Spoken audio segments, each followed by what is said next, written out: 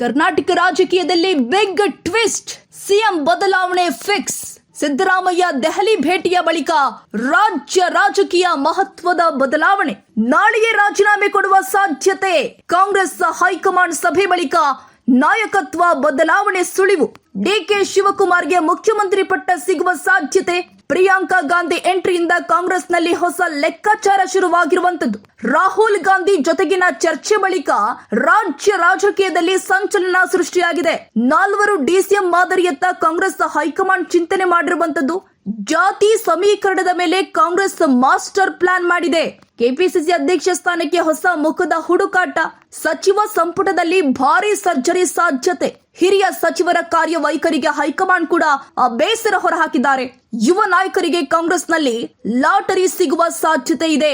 ಸಿದ್ದರಾಮಯ್ಯಗೆ ಹೊಸ ಜವಾಬ್ದಾರಿ ನೀಡುವ ಬಗ್ಗೆಯೂ ಕೂಡ ಚರ್ಚೆ ಕೂಡ ಜರುಗಿರುವಂತದ್ದು. ಯತೀಂದ್ರ ರಾಜಕೀಯ ಭವಿಷ್ಯದ ಬಗ್ಗೆ ಕಾಂಗ್ರೆಸ್ನಲ್ಲಿ ಚರ್ಚೆ ಜೋರಾಗಿದೆ.